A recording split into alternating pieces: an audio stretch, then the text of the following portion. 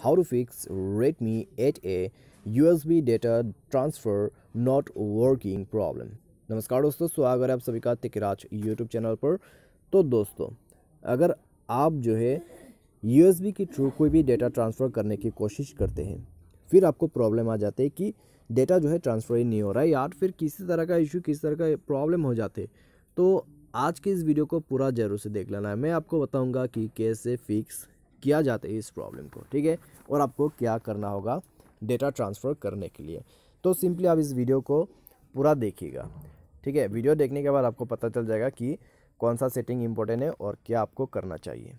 तो वीडियो को follow up करते रहिएगा। वीडियो शुरू करने से पहले दोस्तों, अगर आपने चैनल को सब्सक्राइब नहीं किया है तो सब्सक्राइब करते हुए बेल आइकन को क्लिक करें।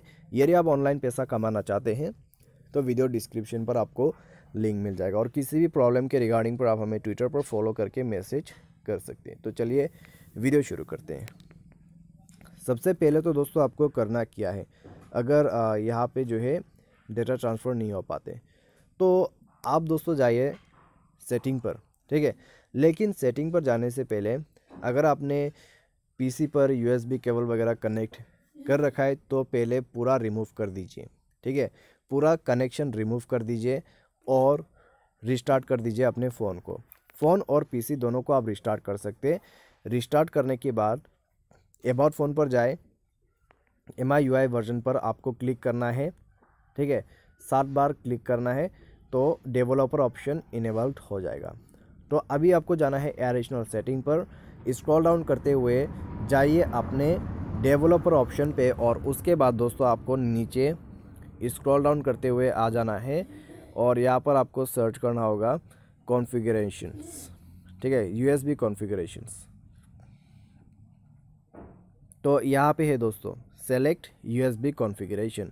इसमें क्लिक करने के बाद दोस्तों आपको क्या करना है, यहाँ पे दोस्तों आप देख सकते हैं बहुत सारे ऑप्शंस हैं, ठीक है।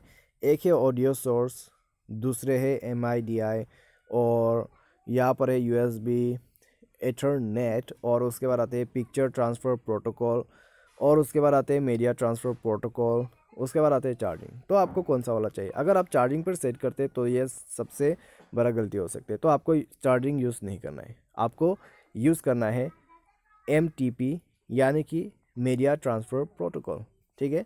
तो इसके थ्रू दोस्तों आप जो है कोई भी डेटास, कोई भी फाइल्स आप ट्रांसफ़र कर सकते हैं। तो ये आपको सेलेक्ट करना होगा खुद से। उसके बाद दोस्तों आप ट्राई करके देखिए, प्रॉब्लम सॉल्व आउट हो जाएगा।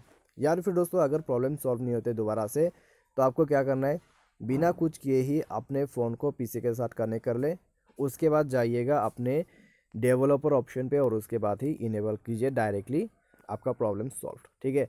तो इस प्रकार से आप जो है यहाँ पर प्रॉब्लम को सॉल्व कर सकते हैं। तो आज के इस वीडियो पर दोस्तों बस इतने। अगर आपको ये वीडियो पसंद आया होगा तो वीडियो को लाइक ज़रूर से कर देना। Thanks for watching.